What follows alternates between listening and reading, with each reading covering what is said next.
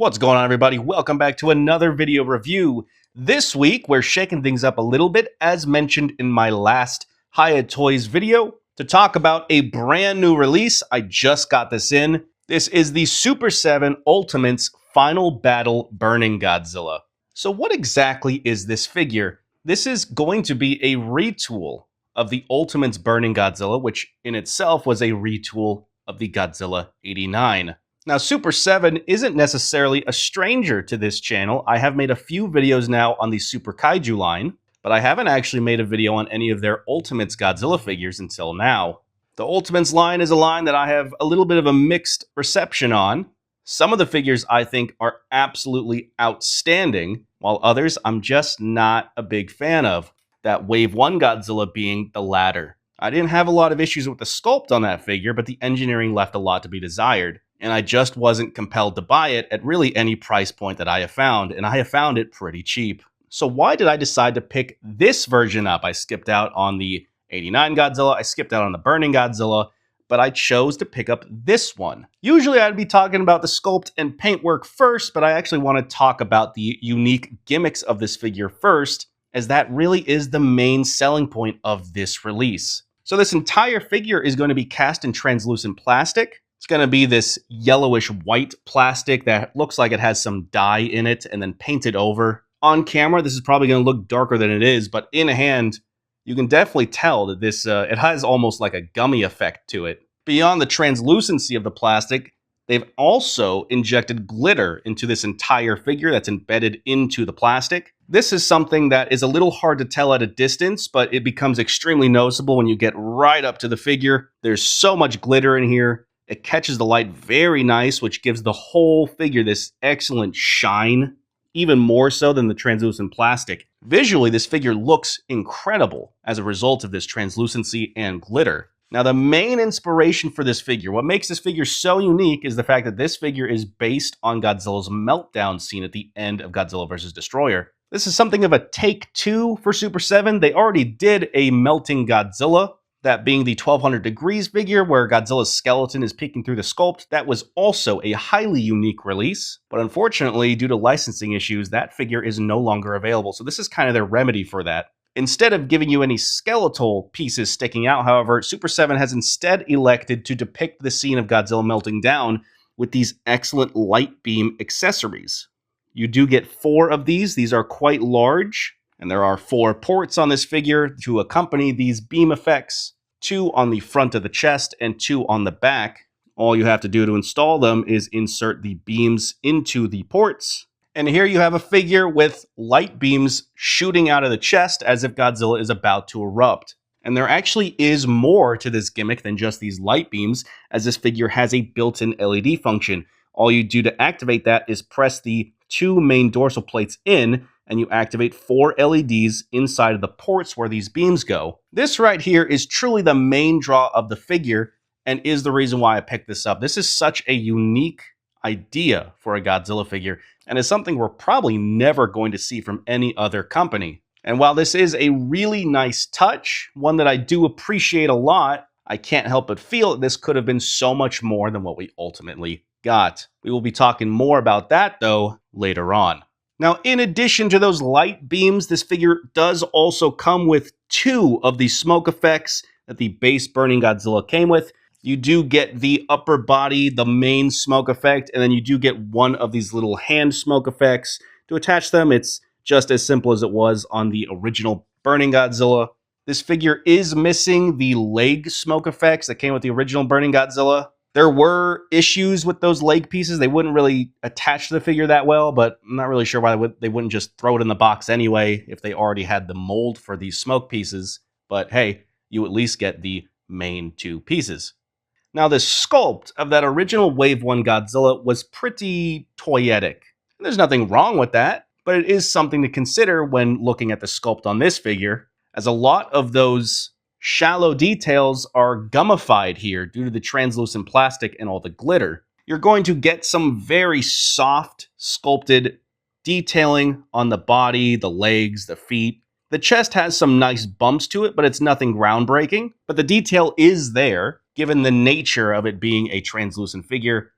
that's mostly just dyed paint rather than actual paint. Now, some of the sculpted detailing that was retooled is going to include these back spines. Here, they've gone for a meltdown look. So a lot of these spines, especially on the upper body here, are actually sculpted with deformities. This is to emulate them slowly starting to melt. It's a very subtle touch, but it is very nice to see either way. Additionally, Super7 has sculpted in unique battle damage onto the upper torso. This is a nice attention to detail. You get this gaping shoulder wound from his battle with Destoroyah, and all 4 of the beam ports also have sculpted scarring around the edge of the port. The head has also been retooled, although I'm not certain if it's a new sculpt from the ground up or if they just retooled the jaw, as this figure does finally have an articulated hinge at the jaw, making this the first Ultimate Godzilla figure with a hinged jaw. All the other ones gave you an alternate headpiece for an open or closed mouth.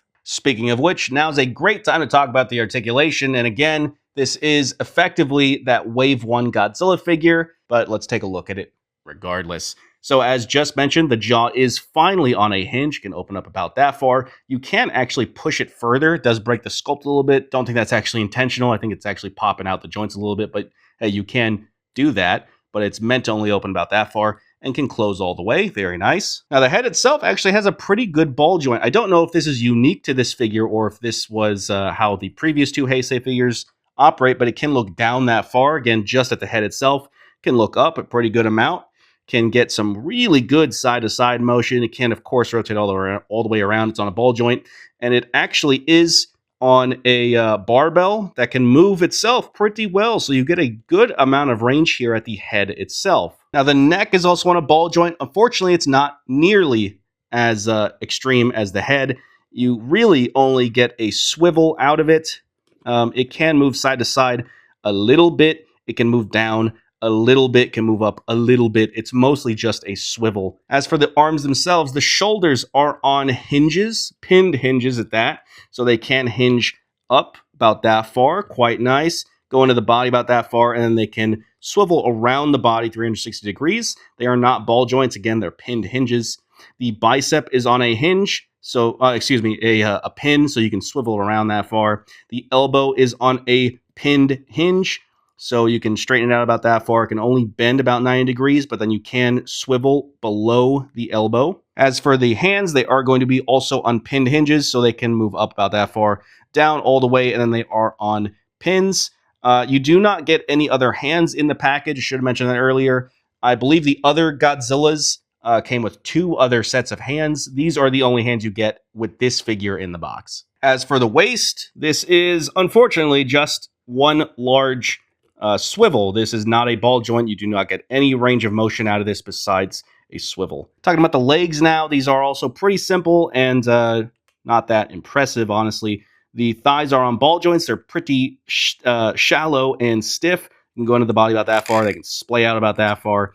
They are ball joints, so you can kind of twist them like that. They can rotate, not quite all the way. You can force it, but it'll probably pop off the leg. Again, it's sturdy plastic. It's a ball joint. You can just pop it back on, but it's nothing crazy. As for the knees are on hinged pins. They can straighten out about that far. They can hinge back. I wouldn't really call that 90 degrees. It hinges down like one click, but then it's also on a pin. You can rotate the leg, the lower leg, basically all the way around. There you go. And the feet are also pinned hinges. They can hinge down about that far, hinge forward about that far, and you do get a hinge right here due to the pin. So you can get some nice ankle rocking movement. All right, now for the most disappointing aspect of this original Wave 1 design, that being the tail. So the tail has a lot of ball jointed segments. I think every other segment is a ball joint, but the range of movement out of these joints is minimal, very minimal, in fact. You basically only get a rotation at the base unless you pop it off. The tail is disconnected in the box, very easy to just attach. But the range of movement out of all these joints, again, is minimal. That's about the most you're going to get. And the figure itself doesn't actually hold that. That's just the theoretical extent of those joints. Realistically, all you're getting out of this tail is a series of swivels. That's really unfortunate. You're not going to get a lot of curvature out of this tail. unless you cheat the natural curve of the sculpt again with the by swiveling it. Oh, here you go. Pop that off by accident. No, it doesn't normally happen. It's mostly just because it's translucent plastic. This is a good opportunity to show you what these joints are. So this is a ball joint, but it's sculpted into this sleeve piece here. This right here, that's all one piece. That's not a barbell. That's just a ball joint. Then it pops into this socket here. That's why you're not getting a lot of range out of this. It's just an unfortunate design. Yeah. Never been a crazy fan of this tail. In fact, if the tail was better, it would help forgive a lot of the other shortcomings on this general engineering scheme, but that tail's really unfortunate. You're really only ever going to get the tail in like one pose. It's just going to be that. Now, while I'm thinking about it, before I forget about this, to access the batteries on this figure, you actually want to go to the back here, and this dorsal plate right here, this is something that just pops off just like that. It's just this little key right here that holds into the socket on this piece. You get access to the screw there, and then you can just take this whole thing off and the batteries are inside. This piece right here doesn't fall off on its own. It also isn't the most secure thing in the world. So I would be very careful not to lose this piece. Just always keep that in mind. It's just barely snug enough to hold on there. Again, it's not going to fall off. Like if I start shaking it, it's not going to pop off, but it is something to be concerned about. Don't lose this little dorsal plate here. All right, moving on to size now. The Super 7 Ultimates line is a larger scale than we're used to seeing here. This figure is going to be approximately 8 inches tall. And lengthwise, with the tail something like this, it's going to be roughly 15 inches long. Very nice to see. Moving on to size comparisons, here is the Super 7 Ultimates Burning Godzilla next to last video's figure, the Hiya Toys Godzilla 1999. Embarrassingly, I put my Monster Arts Godzilla back on my shelf.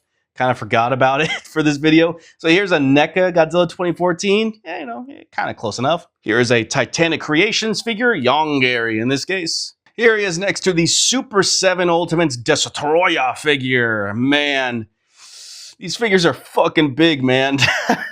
This Destoroyah figure has dwarfed pretty much every other figure I own, but here they're actually the appropriate scale. Go figure. 2 figures from the same figure line. Who would have thought? Here he is next to Hiya's Ghidorah 91. Again, just to demonstrate how much of a larger scale the Super 7 Ultimates line is. This figure's almost neck and neck with Hiya's Ghidorah, at least in a pose like this. And here he is next to a Super 7 Super Kaiju Burning Godzilla. Just feeling a little thematic today.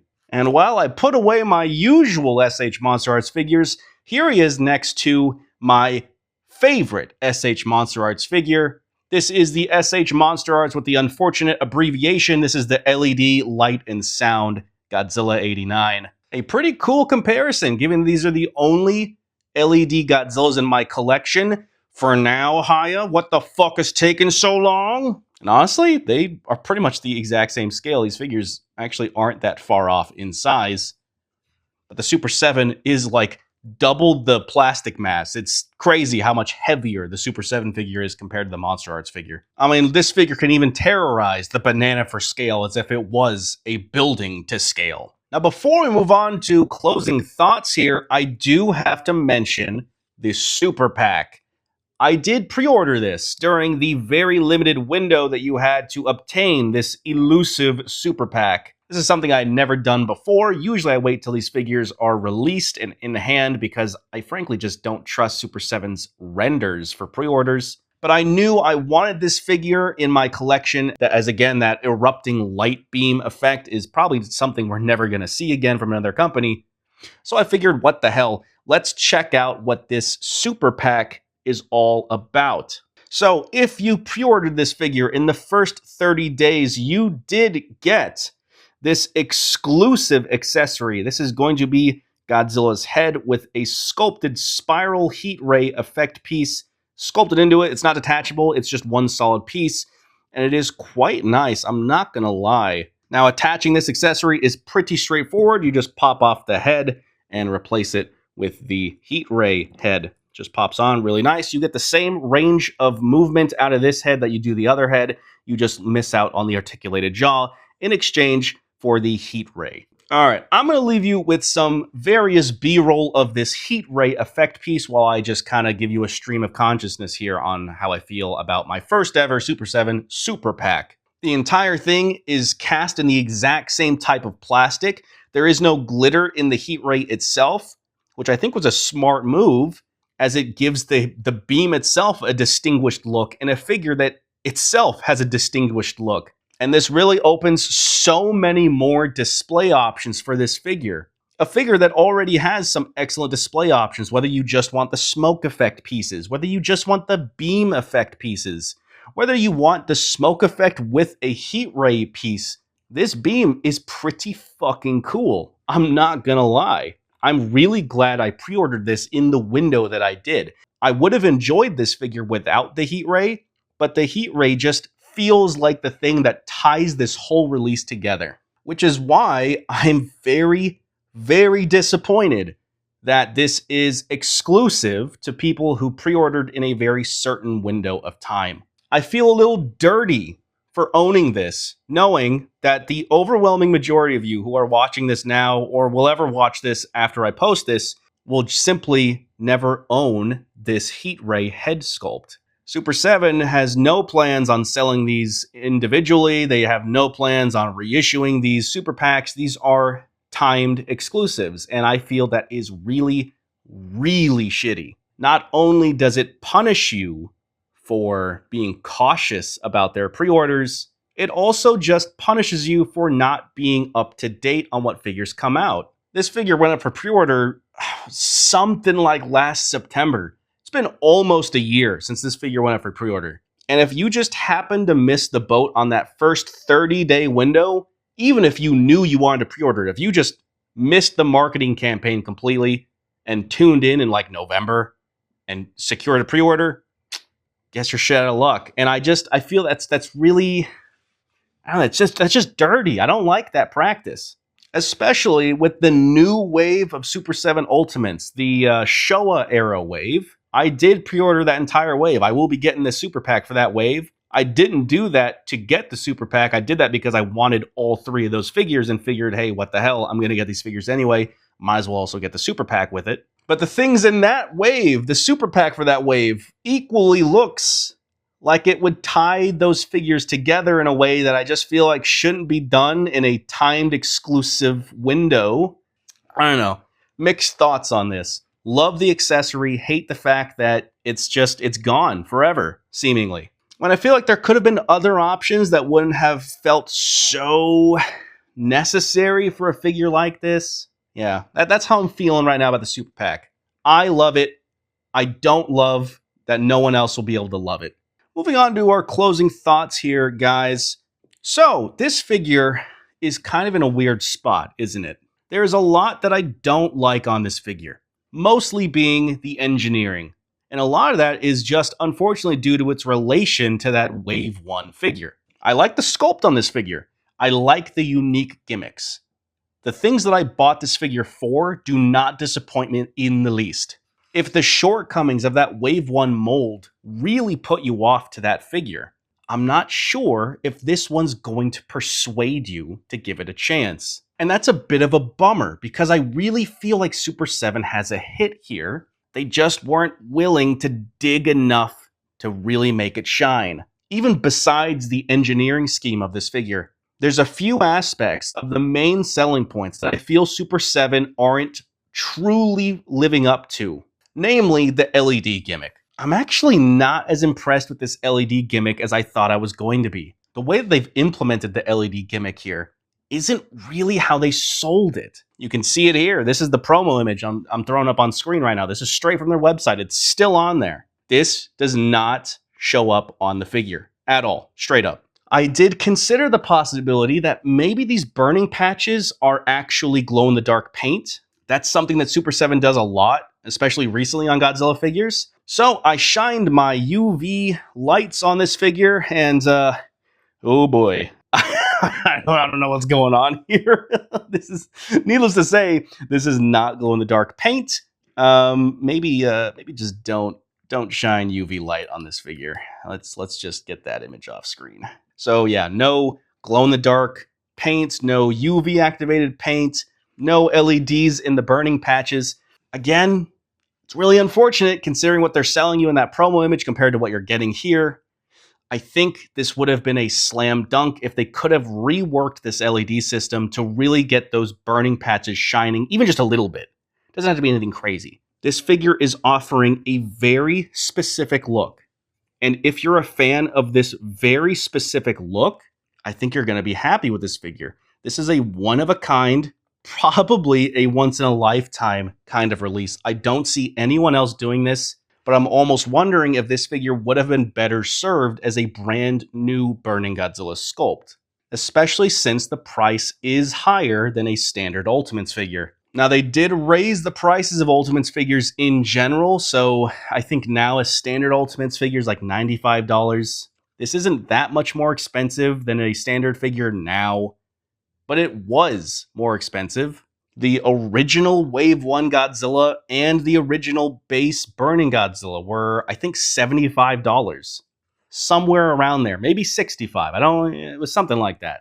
Either way, this is a considerable markup from that original mold. Considering this is not a brand new sculpt, a lot of that inflated pricing seems to be coming from LEDs and these unique accessories, and of course the tariffs. But my point being is that I feel like the inflated price on this figure probably would have been an easier pill to swallow for people if they'd come out the gate saying this is a brand new sculpt, or at least a significant overhaul compared to the Wave 1 mold. But as this figure exists right now, we circle back to the question I pondered at the beginning of this video. Is this a figure that is better served on a discount, or is this something you want to jump on right now? And I feel that answer is going to be dependent on how much do you value the light beam gimmick here. If you're like me and you think that this display option right here with the beams bursting out of Godzilla's chest, if this is a look, if this is a display option that you really want to have, that you value for its uniqueness, then yes, absolutely, I would say pick this up now on the event that it sells out and Super 7 doesn't bring it back. That is a real possibility. There's no guarantee that they'll continue to reissue it. If you're willing to take that gamble, if you don't think this is just going to sell out, then yes, I would say wait for a discount.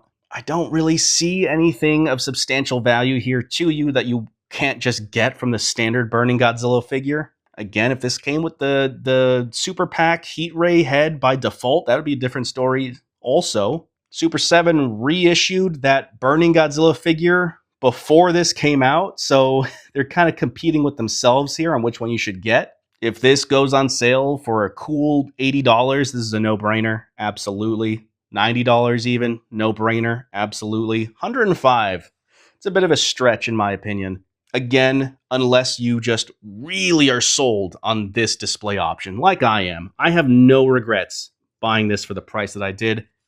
I'm going to cherish this figure. This is going to be one of my grails, no doubt about it. That's where I've landed on this figure. Let me know in the comments what your thoughts are on this figure. This one's definitely longer than most videos probably would be. I had a lot of things to say about this figure. This is a very unique release from Super 7.